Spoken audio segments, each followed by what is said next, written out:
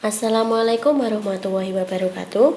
Kembali lagi di channel Gudang Guru. Di sini kita akan belajar materi-materi P3K. Di sini kita akan belajar materi integritas dan sosial kultural ya.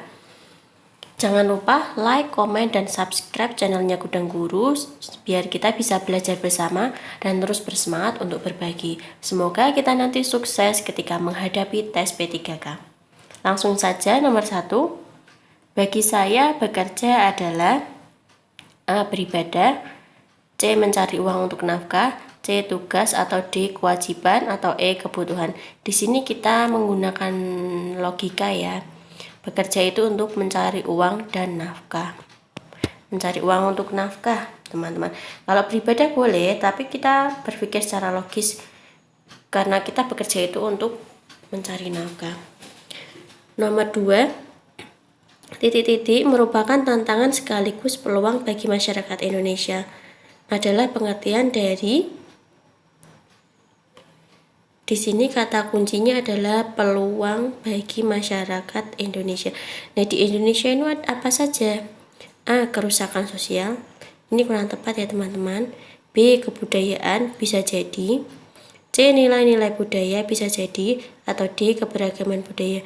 Nah, di sini yang paling tepat adalah keragaman budaya, karena di sini kata kuncinya adalah merupakan tantangan sosial, tantangan sekaligus peluang. Jadi adalah keberagaman budaya. Kita lanjut nomor 3. Hasil kebudayaan berikut yang berupa kebudayaan imaterial. Imaterial ya teman-teman. Adalah A. Candi, gereja, B. Religi, masjid. Ini bukan ya, karena ini berupa benda-benda. Kemudian C. Tarian, film, dan TV. Ini bisa jadi, tapi tarian itu bisa jadi juga. Tapi TV di sini ada yang terakhir itu TV. Itu berupa benda ya. Kemudian D. Bahasa, adat, dan ilmu. Ini bisa jadi ya teman-teman. Kemudian E. Patung dan lukisan. Ini berupa benda, berarti yang merupakan kebudayaan imaterial itu yang mana? D. Bahasa, adat, dan ilmu. Lanjut nomor 4. Faktor geografis yang dapat mengilhami perkembangan budaya. Di sini kata kuncinya adalah faktor geografis dan perkembangan budaya adalah A. Letak sebuah daerah terhadap daerah lain. Ini bisa jadi, tapi coba kita lihat opsi yang lain ya. B. Ide mengembangkan jalan kereta bawah laut. Ini tidak ada hubungannya ya teman-teman. C. Tidak sesuai kemajuan peradaban terhadap sarana hidup. Ini seharusnya salah. Bahkan kemajuan itu sesuai dengan sarana hidup. Kemajuan peradaban itu menyesuaikan sarana hidupnya. D. Hasil rekayasa genetik. Ini kurang tepat karena di atas adalah faktor geografis. Kemudian yang E, ide seseorang untuk menciptakan sesuatu. Ini kurang tepat juga karena yang di atas yang ditanyakan itu adalah faktor geografis. Berarti jawabannya yang mana? A. Letak sebuah daerah terhadap daerah lain. Nomor 5. Dari sekian pegawai di kantor, saya merasa beban tugas terberat ada pada saya. Dan saya merasa stres karena dikejar-kejar deadline. Respon saya adalah ketika teman-teman bekerja di suatu kantor, itu kata kuncinya harus ada loyalitas karena di sini integritasnya yang dinilai ya. Langsung saja yang A, hanya mengerjakan tugas yang saya senangi. Kurang tepat ya karena hanya yang saya disenangi. B. Mengkonsumsi obat suplemen agar mendongkrak tenaga saya untuk menyelesaikan semua tugas. Ini kurang tepat juga karena akan membahayakan diri sendiri juga. Kita lihat yang C.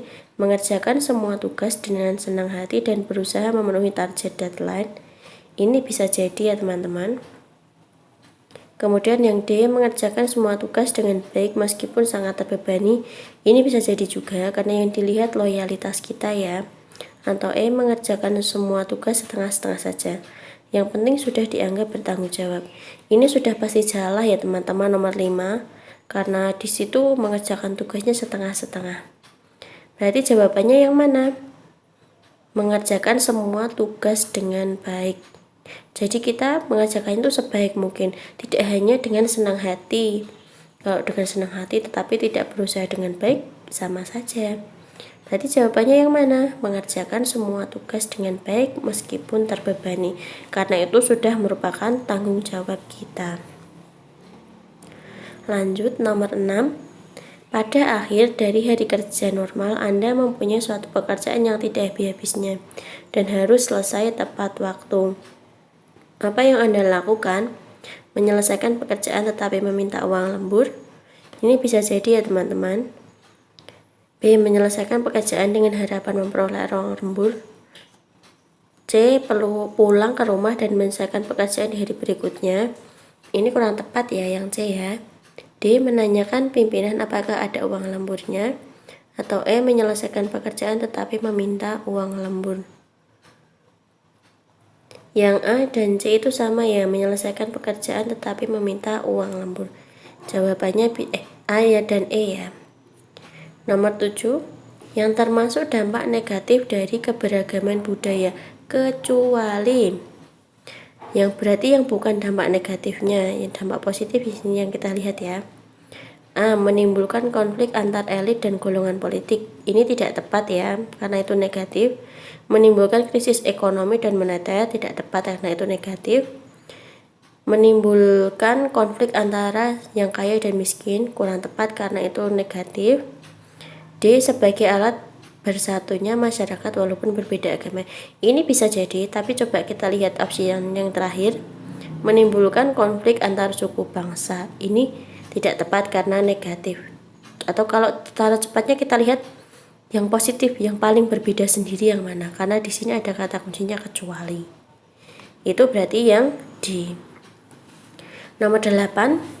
Menurut saya, orang yang kehilangan kesempatan mengembangkan usahanya lebih disebabkan karena A. Bertahan dengan cara yang telah ada. B. Berpikir mencoba usaha lain. Di sini kata kuncinya kehilangan kesempatan ya teman-teman. B. Berpikir mencoba usaha lain.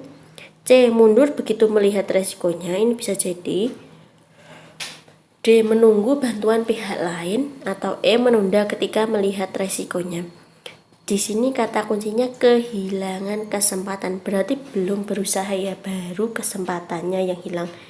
Itu berarti dia terlalu berpikir ke depan. Berarti dia gagal itu karena apa? Karena mundur begitu melihat resikonya. Nomor 9. Sebagian rekan kerja pulang 20 menit lebih awal dari jadwal yang seharusnya. Bagaimana Anda?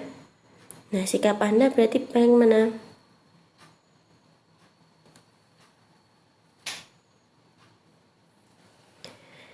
A. Demi toleransi saya ikut melakukannya.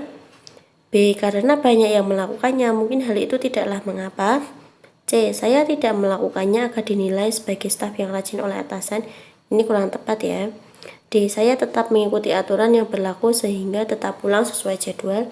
Atau E. Banyak yang melakukan sehingga saya pun melakukannya. Jawaban yang tepat harusnya yang mana teman-teman? D. Saya tetap mengikuti aturan yang berlaku sehingga tetap pulang sesuai jadwal, karena di atas ya itu kan sebagian rekan, berarti kan masih ada yang lainnya yang tepat waktu. Nah, jawabannya D. Saya tetap mengikuti aturan yang berlaku. Nomor 10. Fungsi kebudayaan adalah untuk A. Melindungi manusia dari gangguan penghuni lainnya. Kurang tepat ya. B. Untuk menjaga kestabilan lingkungan hidup. Bisa jadi ya teman-teman, coba kita lihat option yang lainnya. C. Untuk menghasilkan seni budaya yang berguna. Bisa jadi juga. Yang D. Menambah aktivitas manusia di muka bumi. Kurang tepat. Atau E. Agar manusia dapat bertahan hidup dan mampu memenangkan persaingan. Kurang tepat ya. Kita lihat yang B dan C. Itu yang B untuk menjaga kestabilan lingkungan hidup. Bisa jadi, tapi akan lebih sesuai itu yang C. Menghasilkan seni budaya yang berguna, karena di sini adalah fungsi budaya. Nomor 11, kebudayaan benda berupa alat dan teknologi yang dibutuhkan oleh masyarakat untuk menguasai alam menurut definisi kebudayaan dari Selo Sumarjon, termasuk ke dalam bagian yang dinamakan berupa alat. Kalau rasa itu sudah pasti bukan ya. Karya itu bisa jadi, karya itu hasilnya. Kalau coba kita lihat yang lain dulu. Kalau C itu jiwa, sudah salah. D itu cipta, berarti menciptakan. Tapi cipta itu kan bukan berupa bendanya. Sedangkan E itu karsa. Nah, di sini menurut Selo Sumarjan itu berupa alat, kebudayaan benda yang berupa alat dan teknologi itu adalah kebudayaan karya. Nomor 12, saya menggunakan kendaraan dinas tanpa sepengetahuan kepala kendaraan tersebut pada hari libur. Secara tidak sengaja, saya menabrakkan kendaraan tersebut. Tindakan saya adalah A. Diam-diam menyimpan kendaraan tersebut karena tidak seorang pegawai pun tahu kalau saya menggunakannya. B. Mencoba memperbaiki sendiri kendaraan tersebut.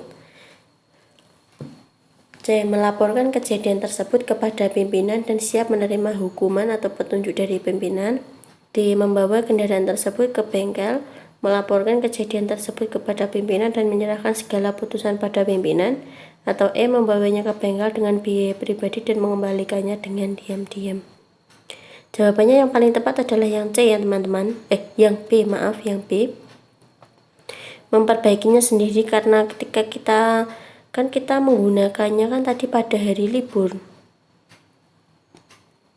Kendaraan dinas tanpa sepengetahuan kepala kendaraan pada hari libur. Ketika kendaraan dinas itu sudah diberikan pada kita, jadi kita harus bertanggung jawab sendiri. Jadinya jawabannya yang paling tepat adalah B. Mencoba memperbaiki sendiri kendaraan tersebut. Nomor 13, menurut E. B. Taylor, kebudayaan merupakan A. Kemampuan seluruh anggota masyarakat. B. Keseluruhan yang kompleks yang di dalamnya terkandung pengetahuan, moral, hukum, adat istiadat yang didapat oleh seseorang. C. Hal-hal yang bersangkutan dengan budi dan akal. D. Hal yang bersangkutan dengan tingkah laku. E. Seperangkat peraturan dan norma yang dimiliki oleh anggota masyarakat. Nah, di sini yang paling lengkap kebudayaannya itu yang B. Keseluruhan kompleks yang di dalamnya terkandung pengetahuan, moral, hukum, adat istiadat. Itu lengkap ya, yang paling lengkap ya berarti.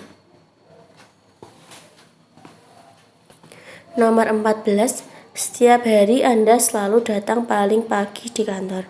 Apa yang Anda lakukan? A. Membuat rencana kerja hari itu. B. Mengerjakan pekerjaan yang tertunda kemarin. C. Ngobrol dengan pegawai lainnya. D. Menikmati udara pagi di lingkungan taman kantor. Atau E. Membaca koran. Nah, di sini kalau teman-teman datangnya pagi, alangkah lebih baiknya itu menikmati udara pagi di lingkungan taman kantor. Karena itu akan membuat hati dan pikiran teman-teman itu lebih fresh.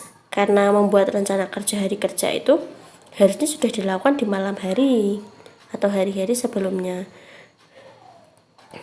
Ya, lanjut nomor 15. Dalam proses internalisasi budaya, institusi yang berperan menampilkan pondasi nilai dan norma. Institusi. Ya, di sini budaya institusi itu yang mana? A. Pemerintah, B. Sekolah, C. Agama, D. Keluarga, E. Masyarakat. Nah, di sini budaya institusi itu yang termasuk institusi itu pemerintah dan sekolah. Di antara kedua ini, yang paling tepat menampilkan pondasi nilai dan norma adalah sekolah. Demikian teman-teman belajar kita hari ini. Jangan lupa like, komen, dan subscribe Gudang Guru agar kita lebih bersemangat untuk berbagi. Tetap semangat untuk belajarnya ya. Terima kasih. Wassalamualaikum warahmatullahi wabarakatuh.